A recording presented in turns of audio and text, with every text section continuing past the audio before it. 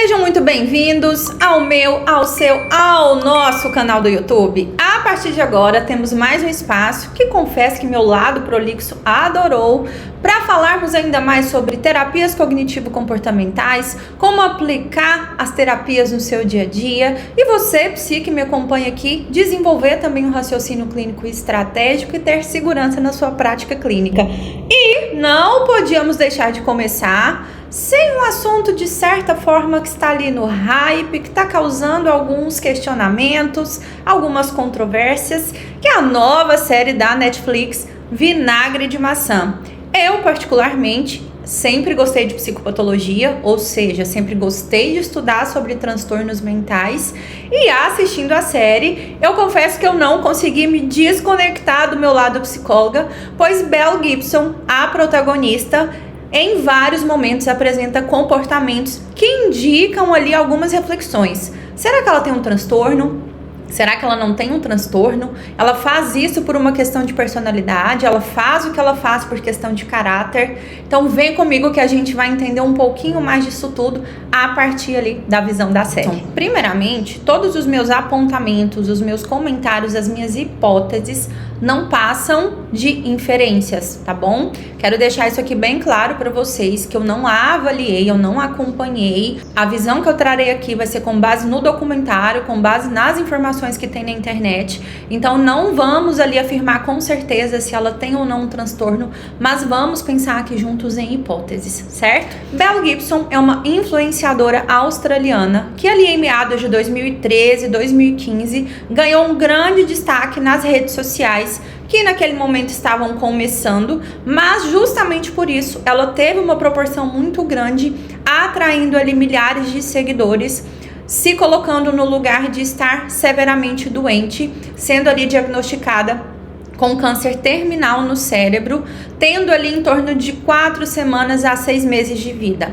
Ela começou a trazer a sua história ali para as redes sociais, iniciou-se assim com o blog, depois para o Facebook, até chegar ali no Instagram, e a partir daí inicia-se uma série de fraudes, de enganações e até, digamos assim, de golpes, já que ela se tornou ali milionária em alguns momentos, arrecadando indevidamente dinheiro de doações, vendas de um livro que ela trazia uma alimentação natural para combater o câncer e também até uma parceria com a Apple para lançar o seu aplicativo no Apple Watch lá em 2014, quando ele estava sendo ainda lançado. Então, por aqui já deu para você ter uma noção de como Mel Gibson, no decorrer aí desses anos, foi realmente se beneficiando de algumas mentiras para construir hoje uma história que é real. Antes de nos aprofundarmos nos comportamentos, o que era caráter, o que pode ser personalidade, ou o que era apenas, uma pessoa agindo de má fé, vamos entender um pouquinho como que os nossos comportamentos, a nossa personalidade e a construção ali de quem nós somos acontece no decorrer da nossa vida. Todas as experiências que nós vamos vivendo, desde ali o dia que a gente nasce até o momento que você está aí hoje assistindo esse vídeo, contribuíram para que você construísse percepções sobre quem você é, sobre as outras pessoas, sobre o mundo ao seu redor. E essas experiências que você foi vivendo ao longo da vida, dependendo ali da particularidade de cada uma, podem impactar na formação da sua personalidade, na formação dos seus valores, na formação ali da sua moral. E a gente precisa também sempre entender os comportamentos, principalmente aqueles que fogem ali do que é esperado, como é o caso de Mel Gibson, dentro de um contexto cultural. Por quê? A gente não pode simplesmente fazer um recorte de um comportamento ou de uma atitude sem entender o contexto daquele comportamento. Não que a atitude, mesmo disfuncional, seja justificada, mas ela é explicada quando a gente olha ali para o contexto. Então, todo comportamento, ele tem uma função, seja um comportamento que eu tenha, seja um comportamento que você tenha, e Mel Gibson também tinha funções nos comportamentos dela. Pois se não tivesse algum tipo de ganho, se não tivesse algum tipo de reforço, ela muito provavelmente não teria dado sequência por tanto tempo nos comportamentos de fraude, de enganações assim como ela deu. Então, pensando na formação do nosso comportamento, nós vamos ter influência do ambiente, influência genética, influência também das nossas experiências de vida e como que nós vamos reagindo a isso. Se o nosso ambiente ele é mais negligente, seja físico, emocionalmente, se por acaso, né, você passou por algum tipo de abuso, seja um abuso emocional, seja um abuso também físico, todos esses fatores, a forma que você vai recebendo ali o que acontece com você e criando as suas percepções, vão gerar em você impressões que vão ali impactar em alguns comportamentos. Na série, é possível observar que Bel sempre teve uma infância de negligência. Em muitos momentos ali, ao longo dos 6 capítulos, mostram-se várias cenas em que a mãe a negligencia principalmente emocionalmente, desde cuidados com afeto, cuidados mínimos ali para que uma criança ali se mantenha bem, se mantenha saudável, questões ali alimentares, rotinas, horários, e é um ambiente em que a mãe invalida Bel o tempo todo. Então é um ambiente em que não há afeto compatível ali com o que uma criança precisa, não há cuidados mínimos também compatíveis com o que uma criança precisa, e Bel vai crescendo nesse ambiente ali o tempo todo, nessa relação muito invalidante com a mãe, um pai ausente ali dessa infância dela, e no decorrer da série traz ali que a mãe tem um diagnóstico de esclerose múltipla, que até então isso fica ali em suspenso se realmente esse diagnóstico também existe ou não. Em algumas entrevistas, né, a Bel ali na vida real, ela afirmava também que o irmão tinha autismo, e o que na série também fica ali, né, no ar, e acaba que você não consegue confirmar. Além disso, com todo esse histórico de invalidação, quando a Bel ela começa ali a se relacionar com o Clive, Bel e o filho de Bel, eles vão até a casa da mãe passar um fim de semana para o casamento da mãe com uma outra pessoa. E durante esse final de semana, Clive percebe essa relação ali extremamente agitada, extremamente impulsiva entre Bel e a mãe. E o tempo todo a mãe mantendo também aquela postura de invalidação. E é inclusive nesse momento em que Bel e a família visitam a mãe dela depois de muito tempo delas afastadas, que ela traz ali uma das falas mais emblemáticas, na minha opinião, e que dizem muito sobre como o ambiente modula os nossos comportamentos para muitas vezes, né, a gente até sobreviver, mesmo que acabe ali depois gerando alguma psicopatologia. Em que depois de uma discussão com a mãe ali, todos ali na mesa do almoço, a mãe invalidando e criticando ela o tempo todo, ela se levanta da mesa e começa a arrumar as coisas no quarto, e lá ela relata algumas partes da infância que deixam essa ausência de cuidado muito bem clara, né? Ela questiona ali com o Clive: você sabe com quantos anos eu aprendi que precisava trocar lençol de uma cama? Porque por muitos anos eu dormi em lençóis sujos, demonstrando aí essa negligência. E aí ele vai tentar acalmá-la, né? E ela ali, numa intensa crise ali de choro por tudo que vinha acontecendo, ela traz a seguinte fala para ele: eu não sou comum, eu sou extraordinária. Para sobreviver, eu precisei ser. E isso é de uma profundidade, na minha opinião, porque demonstra, né? Então eu tenho que ser extraordinária para as pessoas me darem atenção. Eu não posso ser só mais uma, senão eu vou continuar sendo negligenciada. E aí tudo vai se transcorrendo, né, também a partir daí, mas mostra como, né, o ambiente, as ações ali ao nosso redor, eles têm um papel muito importante ali nos nossos comportamentos, na forma que a gente se vê, que a gente vê o outro e vê o mundo ao nosso redor. Em uma dessas conversas ali de família, a mãe de Bel tem uma fala que é muito interessante, que mostra essa relação ali pro Clive, que é o seguinte: eu não exagerei quando eu te falei do talento dramático que Bel tem.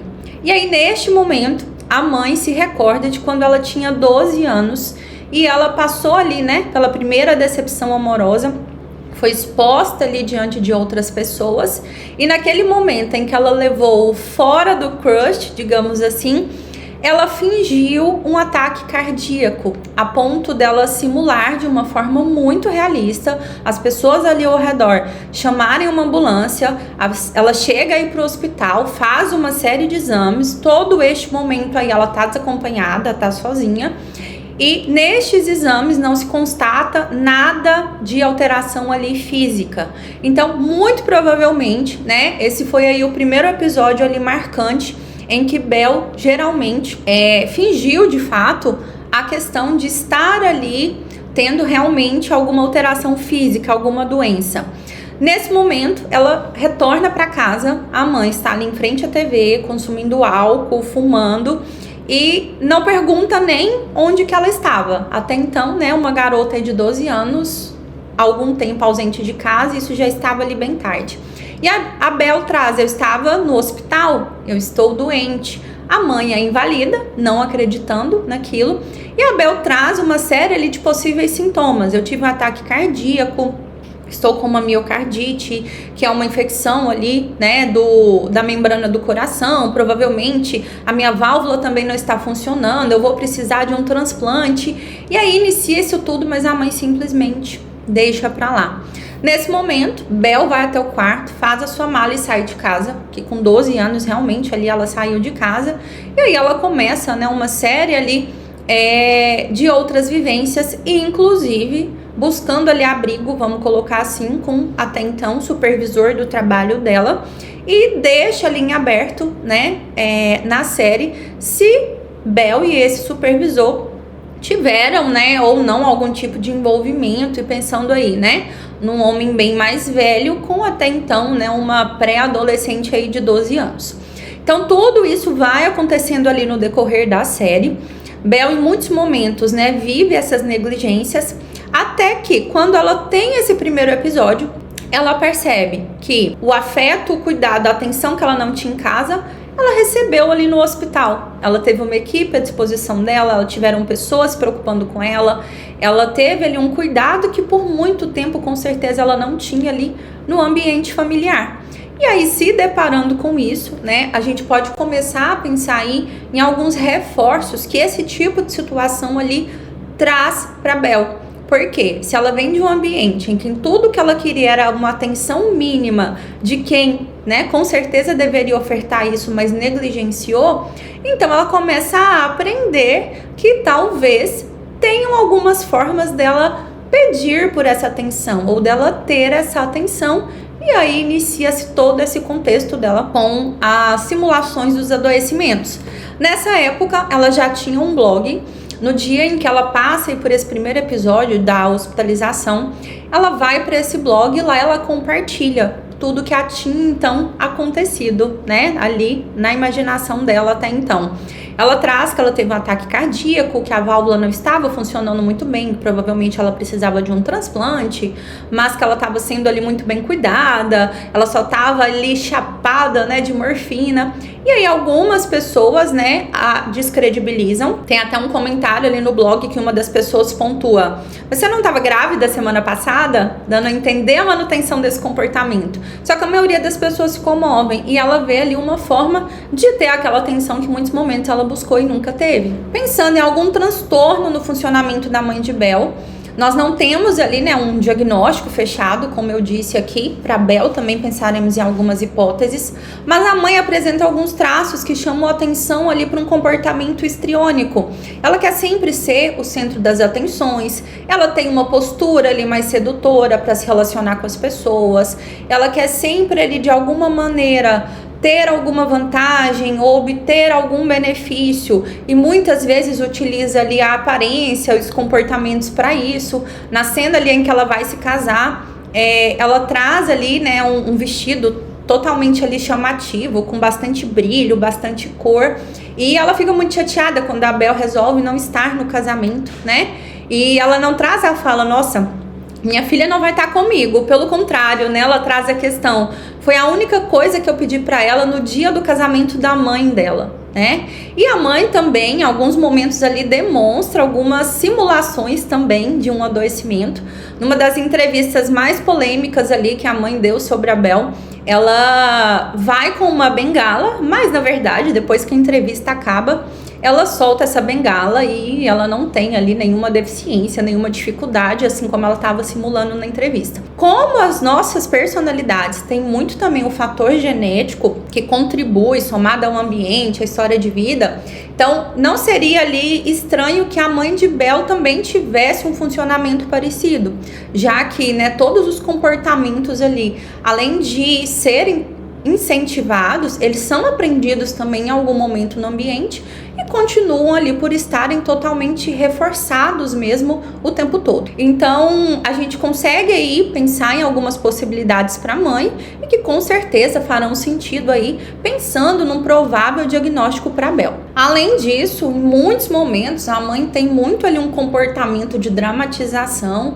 Quando Bel vai fazer ali um chá de bebê, que ela realmente engravida, tem um filho, isso não é mentira, ela liga pra mãe estar presente, participar, apoiar, e a mãe o tempo todo se vitimiza, a mãe o tempo todo coloca outras coisas ali acima daquilo que a Bel pedia pra ela, pra manipular uma forma de não estar presente, já que muito provavelmente ela não seria o centro das atenções e sim a Bel.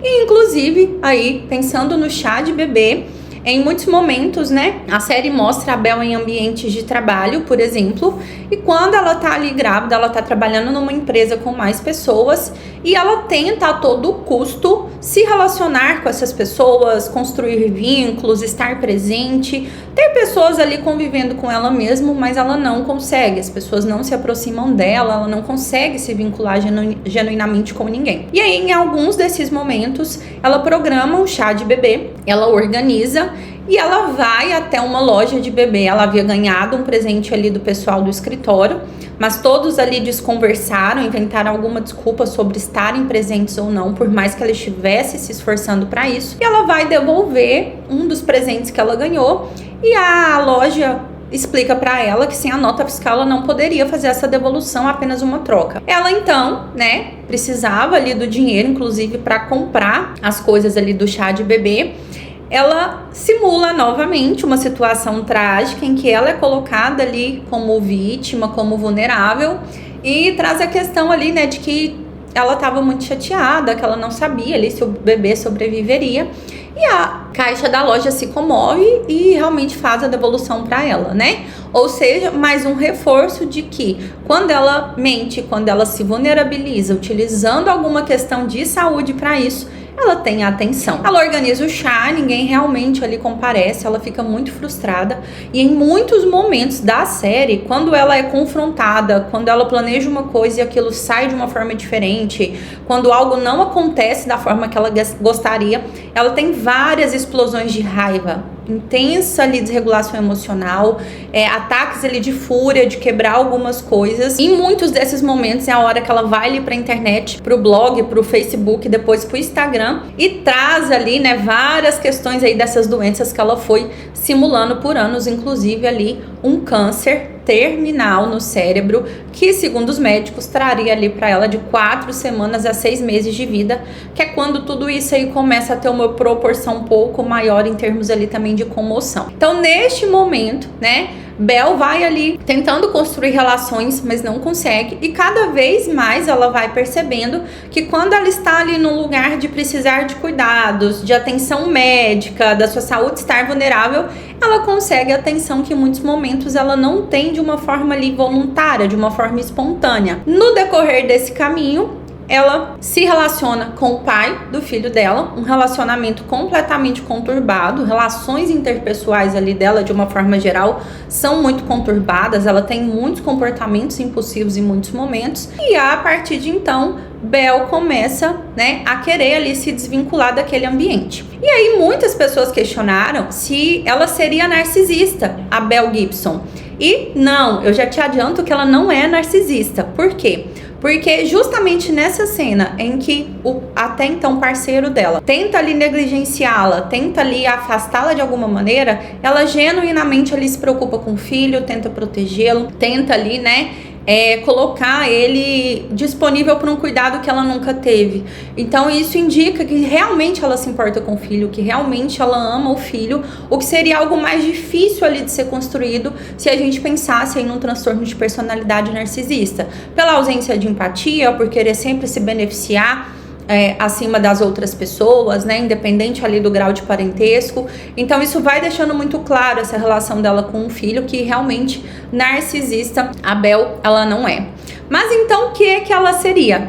E aí começam, né, ali as possíveis hipóteses e pensamentos de comportamentos de Bel. Quando ela se aproxima ali do Clive, que é até então, né, o companheiro dela, e eles ficaram juntos ali até por meados de 2019. Ela se aproxima num primeiro momento por interesse, que ela tem este perfil ali de simular para obter benefícios, só que não apenas benefícios, já a gente vai falar sobre isso, que ele era um programador, um desenvolvedor ali, e ela vai num evento, numa conferência sobre o Facebook, se eu não me engano, e lá ela percebe que ele tem ali o entendimento da coisa. Então ela começa a se aproximar dele. Em pouco tempo ela se muda para casa dele. Ela traz ali muito essa questão também da sedução em alguns momentos, assim como a mãe trazia. Iniciam ali um relacionamento. Ele começa a apoiar a ideia dela de fato, até que num dado momento, né, ele começa a questionar também o possível adoecimento ali dela, o possível câncer, o que tudo isso estava trazendo ali de prejuízo ou não para ela. E aí, a partir desse momento, Bel começa a construir o seu império online a partir de mentiras sobre a própria saúde. Ela começa a criar um Instagram em que naquele momento ela compartilha sobre a doença. E aí entra ali a grande crítica, né, também da série, que é como o uso de pseudociências ou práticas não científicas no tratamento de doenças como o câncer e também ali de saúde mental podem ser extremamente perigosas, inclusive letais. E abrindo até um parênteses, né, paralela à história de Bel, vai acontecendo também a história de Mila, inspirada numa influenciadora real também, que é a Jéssica, em que ela descobre um câncer ali com 22 anos e ela nega ali as intervenções médicas convencionais realmente validadas na ciência, começa a se tratar com terapias alternativas, tanto questões ali, né, de uso de várias práticas pseudocientíficas, como retiros, uso de bebidas, sucos. Inclusive ela começa, né, a ganhar visibilidade afirmando que ela estava ali se curando do câncer apenas com uma alimentação natural e inclusive até 5 enemas de café por dia, ajudando ela nesse processo. Isso com certeza, né, infelizmente não acaba bem. Ela acaba ali se agravando, o câncer vai cada vez mais evoluindo e ela morre ali com 30 anos decorrente da doença. Fechando aí esse parênteses, né, Bel começa a ver o destaque de Mila e também vê ali uma oportunidade de se destacar, como ela já tinha esse padrão de saber que uma vez que ela estava doente, uma vez que ela tinha qualquer problema de saúde, ela tinha a atenção das pessoas, ela vai então pro Instagram, divulga, né, o câncer que até então ela afirmava ter. Só que todas as vezes que alguém a confrontava sobre isso, que alguém a invalidava, que alguém trazia para ela o questionamento ali de provas, de exames, de pessoas, médicos que haviam diagnosticado ela sempre ficava muito reativa. Ela sempre ali começava, né, com alguns ataques de raiva, invalidava, descredibilizava as pessoas que questionavam ela e sempre ali buscando ter a atenção, se vulnerabilizando. E aí um dos momentos, né, que chama muita atenção ali na série é quando o Clive, marido dela, ele já tá completamente ali de saco cheio e tá acontecendo a festa ali do filho deles e ele sobe e se isola no quarto. Ela vai atrás dele para saber o que estava acontecendo e então ele traz 2 bombas ali que a deixam completamente desnorteada. Primeiro, ele traz que os pais dele acreditam, né, que ele deve deixar a Bel. E em segundo, ele questiona se realmente ela tem câncer. Então, tudo isso cai como uma bomba, né, que vem tanto a questão, ele vai me deixar, vou ser abandonada, não vou ter mais atenção. E ele tá me descredibilizando. Se ele descobrir ali, né, que tudo isso é uma farsa, pode ser que eu fique sozinha e não tenha mais atenção. Ela volta ali pra festa, a casa dela repleta de convidados, e ela vem trazendo ali uma bandeja bandeja, né, para servir as pessoas. Nesse momento ela deixa a bandeja cair e simula ali uma convulsão. Ela se contorce, ela fica ali no chão. E esse episódio ele dura ali mais ou menos 40 minutos. Nesse momento, uma amiga e o marido, né, querem levá-la para o hospital, mas ela desconversa, ela não aceita. Mas ele, com muita insistência, o marido leva ela para o hospital. Só que quando eles chegam na porta do hospital, ela consegue mais uma vez ali manipulá-lo de várias maneiras, inclusive usando o filho dela, né, que eles se relacionam muito bem, para não entrar e não fazer a visita ali médica. E aí, neste momento, né, eles sugerem que ela então conte toda a verdade, né, mesmo que ela não tenha assumido. E ela vai pra internet então, e ao invés dela assumir tudo, ela começa ali a escrever que ela foi diagnosticada erroneamente, mas em vez dela dar sequência, aí ela intensifica ainda mais o quadro dela. Ela começa a falar que ela tem várias metástases, que ela precisa se cuidar, que o câncer se espalhou pelo corpo dela e ela precisa ali se afastar para focar na saúde dela. Paralelo a isso, o lançamento do livro dela estava para acontecer, ela já tinha ido no evento da Apple também para fazer o lançamento do aplicativo no Apple Watch. Ela estava ali supostamente arrecadando doações para outras vítimas de câncer, contratando profissionais para desenvolverem aí toda essa marca dela, só que nenhum dinheiro nunca chegou nessas pessoas, infelizmente. Ela começa então a se beneficiar e aí ela chama a atenção de 2 jornalistas, começam a investigar a história dela e a partir daí a casa cai e não demora muito. Em 2015, inclusive, quando ela está no evento de lançamento da Apple, esses jornalistas eles divulgam um artigo com toda a história dela e tudo começa ali a aparecer. Ela seguia negando, né? Ela dá ali uma entrevista, inclusive essa entrevista está disponível se você pesquisar, afirmando que em alguns momentos ela recebeu o diagnóstico errado, em outros ela se confundiu, mas ela nunca assumiu de fato, né, que de fato ela simulava tudo aquilo. E até que em 2019, se eu não me engano, ela é condenada por fraude pela justiça da Austrália a pagar uma multa ali de quase 500 mil reais, só que ela nunca pagou essa multa, pelo menos, né, que a gente tem até hoje. A última aparição pública dela nas redes sociais foi ali em meados de 2021 e 2022 e até então ela segue, né, ali vivendo a vida dela mais no offline, mais nos bastidores. Mas e aí? Belle Gibson tem transtorno mental ou é apenas uma questão de caráter comportamental? Sim, Belle Gibson também tem um transtorno mental. Transtornos mentais que tem a questão do desvio do comportamento muito ali latentes, não necessariamente excluem também a questão de caráter da pessoa. Eles podem coexistir. Então, o que mais chamou atenção é essa simulação da Belle em relação a doenças, a questão da saúde dela, a visitar ali vários médicos, hospitais, fazer vários exames, cada vez ter um diagnóstico novo, segundo ela, os tratamentos não funcionarem. E com certeza, né, isso ali demonstra que ela tem o que a gente chama de transtorno factício autoimposto. Transtorno factício autoimposto, ele tá ali no capítulo do DSM-5, nos transtornos somáticos. E ele é um transtorno em que a pessoa, ela simula intencionalmente, ela frauda em muitos momentos doenças, exames e outros comportamentos que a coloquem nesse lugar de estar doente, de estar vulnerável, de estar nesse lugar ali de demandar atenção para ter um ganho secundário. Esse ganho não necessariamente ele vai ser financeiro, ele vai ser ali para conquistar alguma coisa. Não, geralmente esse ganho está relacionado a receber algum tipo de atenção, a ter ali a sua vontade suprida, a fazer com que as pessoas façam aquilo que ela queira da maneira que ela gostaria. Então, o transtorno factício autoimposto, ele é um transtorno, né, que antigamente ele era conhecido como síndrome de Munchausen. De fato, ele é um diagnóstico e com certeza, né, apesar de ter causas multifatoriais, a etiologia, né, vamos colocar assim, o que leva a pessoa a simular doenças dessa maneira, ainda não é muito bem esclarecido, né, aí nos meios científicos, porque justamente até para a pessoa levar isso ali para tratamento, né, de fato ali assumir esse funcionamento, é muito difícil. E o transtorno factício, ele acontece também simultaneamente, na grande maioria dos casos, com transtornos graves de personalidade, principalmente o transtorno de personalidade borderline, que Bell também, né, demonstra todo um funcionamento compatível com o transtorno de personalidade borderline. Comportamentos impulsivos,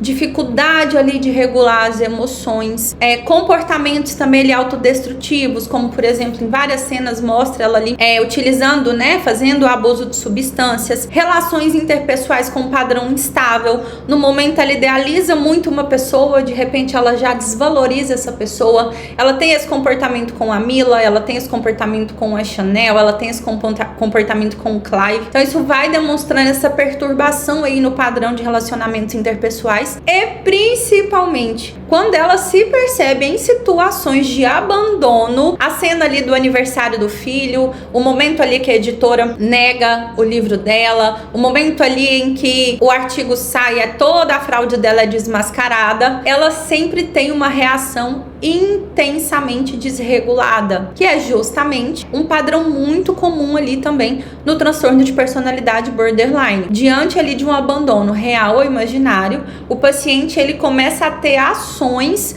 para evitar esse abandono. Sejam ações que, de alguma maneira, né, envolvem ali manipular o outro, mas não com o objetivo ali de obter um benefício claro, no sentido de não ser abandonado. Sejam ali, né, no sentido de ter uma atenção e aquela pessoa se manter ali. Não é um transtorno, né, que ele costuma ocorrer sozinho. Transtornos de personalidade, de uma certa forma, eles são complexos de fato, e em muitos momentos, né, a gente consegue perceber ali esses traços no funcionamento de Bell Gibson. E chama atenção, inclusive, pela história de vida dela. Geralmente, transtornos de personalidade estão ligados a ambientes invalidantes, a negligências emocionais e físicas, a abusos também em alguns momentos emocionais e físicos, a essa ausência ali, né, de validação mesmo das emoções. Então, Bell vivenciou um ambiente, né, que também acaba sendo já um fator de risco para o desenvolvimento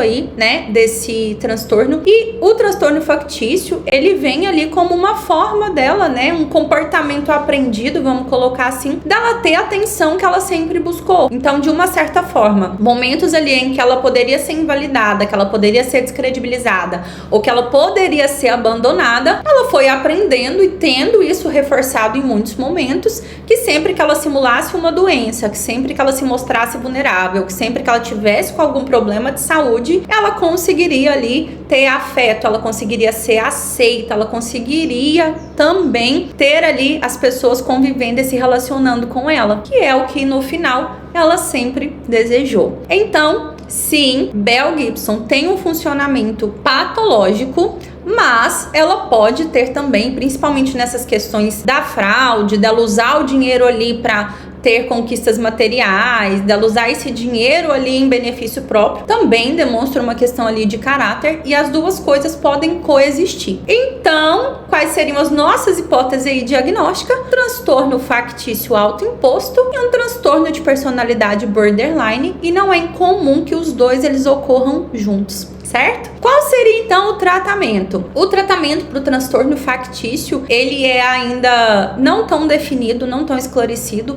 pela complexidade ali do transtorno, né? Então o paciente, por ele simular e muitas vezes ele insistir ali naquela alteração de saúde, é muito difícil ali até você propor um tratamento, porque se você confronta, se você alega que aquilo ali não é verdade, o paciente ele faz aí essa fuga, essa esquiva, é muito difícil também dar continuidade. Então é importante pensar em uma formulação de caso que englobe ali o contexto de vida da pessoa, que englobe a história, o repertório que ela já tem. E o transtorno de personalidade borderline, o tratamento que nós temos hoje como padrão ouro é a terapia comportamental dialética, com base ali no desenvolvimento de habilidades pela DBT, para trabalhar questões de impulsividade, de regulação emocional, de autoimagem e como lidar ali de uma maneira mais funcional com situações de abandono. Então é isso, espero que vocês tenham gostado desse primeiro bate-papo aqui sobre séries e psicopatologia. Particularmente é um assunto que eu gosto muito de falar e de estudar, então vez ou outra teremos vídeos como esse no canal. E se você gostou, deixa aqui o seu like, compartilha com alguém que está acompanhando a série e vai querer saber um pouco mais desses fatos curiosos aí